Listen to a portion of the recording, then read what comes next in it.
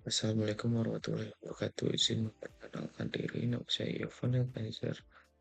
Di sini saya akan menjelaskan rencana IRD yang sudah saya buat dalam dengan tema database Taniaga. Yang pertama, saya akan menjelaskan relasi dari user. Sini pada tabel user berelasi dengan beberapa tabel lain, yaitu artinya satu user bisa login sebagai pembeli minimal 1, belum maksimal 1, atau bisa juga kepada menjadi kurir ataupun menjadi penjual. Selanjutnya di sini satu pembeli bisa membuat banyak keranjang ataupun tidak, minimalnya 0. Lalu pembeli juga bisa membuat langsung pesanan, dan dari keranjang berelasi dengan produk yang menghasilkan tabel detail keranjang yang berisi ID keranjang dan ID produk dan hubungan one to many. Lalu selanjutnya di tabel pemesanan juga sama, karena memiliki sifat yang sama, yaitu memiliki hubungan dengan produk, menghasilkan many to many, dan menghasilkan tabel baru yaitu detail pemesanan yang mencatat ID pemesanan dan juga ID produk.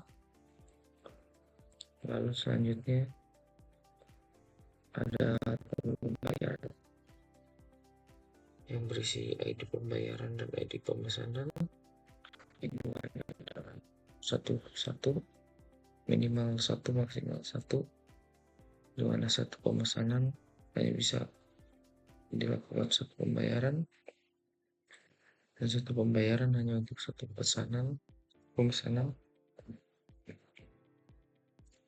Lalu pemesanan dan pengiriman. Satu pemesanan hanya untuk satu pengiriman, dan satu pengiriman hanya untuk satu pemesanan. Dan dari sini kurir bisa mengantar banyak pesanan, tetapi satu pesanan hanya bisa diantar oleh satu kurir. Lanjutnya ke penjual dulu. Satu penjual bisa memiliki banyak toko, dan satu toko hanya bisa dimiliki oleh satu penjual. Lalu ada produk dan toko, di mana satu toko bisa memiliki banyak produk, sedangkan produk hanya ada di satu toko. Satu produk hanya ada di satu toko. Lalu selanjutnya ulasan dan produk. Ulasan dan produk hubungannya adalah one to many, di mana satu produk bisa memiliki banyak ulasan, dan ulasan sendiri bisa diberikan hanya oleh satu ulasan hanya bisa diberikan oleh satu pembeli, dan satu pembeli bisa memberikan. Lalu selanjutnya di sini ada hubungan produk dan promo yang akan menghasilkan produk promo, karena hubungannya many to many. Yang pertama, promo ke produk promo, yaitu satu promo bisa memiliki banyak produk promo, bisa terdapat di banyak produk promo, tetapi satu produk promo hanya memiliki satu promo, dan satu produk bisa memiliki banyak produk promo juga, bisa terdapat banyak produk promo, tetapi suatu produk promo hanya berisi satu produk saja. Selanjutnya Selanjutnya di sini ada saldo. Saldo di sini dipecah agar basis agar data catatan lebih detail dan tidak berantakan. Yang pertama, saldo terhubung dengan pembeli, yang dimana satu saldo minimal belum memiliki atau dimiliki oleh hanya satu, maksimalnya hanya satu pembeli, atau sebaliknya misal ke kurir juga saldo hanya dimiliki oleh satu kurir, satu saldo hanya punya satu kurir. Penjual juga sama, satu saldo hanya untuk satu penjual. Selanjutnya dari pembeli ke saldo, setiap pembeli harus memiliki saldo datanya minimal satu, maksimal satu. Kenapa satu? Karena diwajibkan untuk pembeli. Kenapa wajib? Kenapa nggak boleh nol? Karena di dalam saldo ini ada defaultnya itu nilainya nol, jadi kita tidak butuh nol di sini atau nol gitu. Jadi wajib. Lalu di sini saldo ada hubungannya dengan riwayat saldo, yaitu mencatat riwayat apa saja yang sudah dilakukan oleh user atau penjual maupun kurir dan pembeli. Nanti akan dicatat lewat riwayat saldo ini, dicatat kemarin saya dan tanggal berapa dan juga jumlahnya berapa.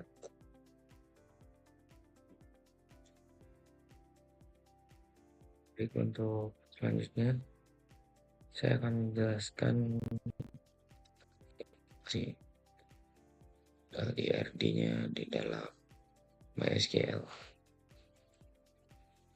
Yang pertama, untuk membuat database baru, yaitu database Taniaga, saya menggunakan perintah create database, di mana perintah create bisa digunakan untuk membuat database, tabel, ataupun beberapa hal lainnya. Yang kedua, use database di sini agar database Taniaga bisa saya gunakan atau saya select, saya pilih.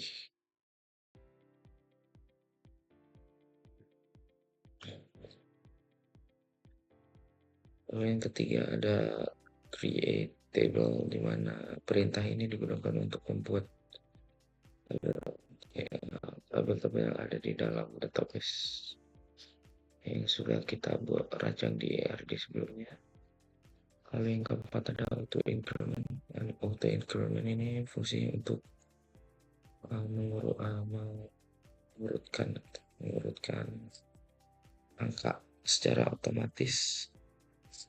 Jadi memberikan nomor identitas secara otomatis, khususnya untuk ID atau integer.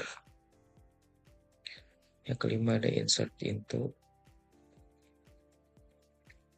Perintah ini saya gunakan untuk memasukkan nilai ke dalam tabel yang sudah saya buat. Contoh di sini ada untuk saya memasukkan data di tabel user atau pengguna. Lalu di sini ada select from, di mana select from fungsinya adalah untuk menampilkan isi tabel. Contoh, tampilkan dari tabel user, select from user, jadi menampilkan dari tabel user. Dan di sini ada datanya yang sudah tadi saya isi akan muncul. Dan di sini ada select from dengan ketentuan where, yaitu digunakan untuk sama menampilkan misal dari tabel user, where ini untuk istilahnya untuk ada kriterianya gitu.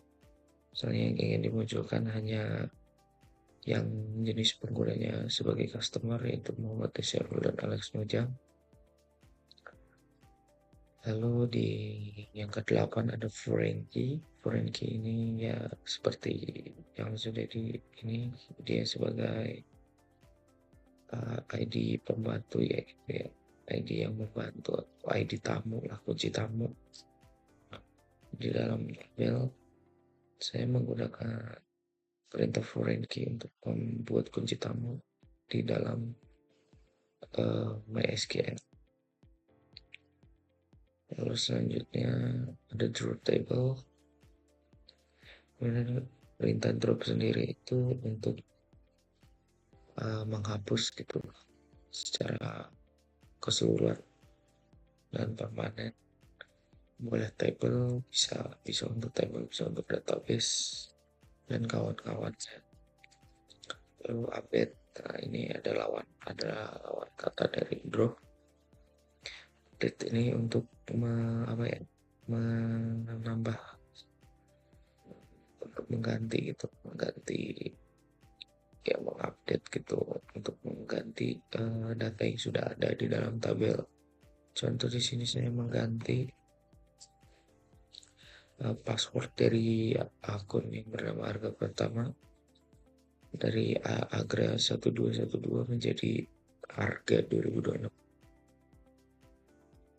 Ya, selanjutnya adalah delete. Delete fungsinya mirip, hampir sama seperti drop. Tapi delete ini ada fungsi khususnya, yaitu bisa menghapus kalau tadi drop untuk keseluruhan eh, bagian. Kalau delete ini bisa dikontrol gitu. Misalnya di sini saya ingin menghapus dari tabel produk dengan ketentuan ID produknya adalah produk PRD 006. Ya itu berarti gandum utama organik. Yang ketika saya jalankan maka hilang gitu, dihapus. Delete ini fungsinya untuk menghapus. Yang ke-12 ada alter table, yaitu untuk uh, mengedit kolom atau baris gitu, atau tip data dan lain-lain. Pokoknya ini untuk mengedit konfigurasi tabelnya. Kalau tadi update untuk mengedit isi tabel, kalau ini untuk konfigurasi tabelnya. Di sini saya mengedit tabel produk promo dengan menambahkan kolom baru, yaitu harga diskon. Selanjutnya ada inner join. Inner join itu digunakan untuk menentukan untuk menggabungkan dan menampilkan isi tabel-tabel yang memiliki relasi.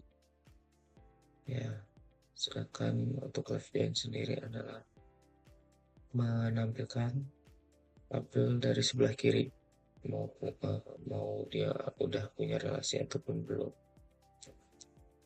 Ya, right join juga mirip sama, tapi ini dari tabel kanan ya. Kalau tadi dari tabel kiri, sekarang dari tabel kanan ya. Lalu count ini arti count bintang ini berarti hitung seluruhnya gitu. Misalnya di sini saya mentampilkan dan hitung total user dari tabel user ini. Jadi menghitung total user yang ada, menghitung kolom dan baris data yang ada di user gitu. Lalu ditampilkan menjadi total user. Yang ke-17 sama, ada select min max ini untuk menampilkan data, menghitung data lalu menampilkan harga tertinggi, dan harga terendah ya, min max ini. Misalnya di sini saya yang tadi untuk menghitung ada berapa produk, lalu harga tertingginya itu 25.000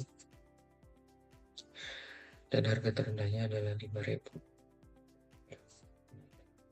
Lalu di sini ada select count, group by, ini juga sama, hitung tapi dengan ketentuan, yaitu group by itu ketentuannya misalnya hitung jumlah, misalnya ini hitung jumlah produk,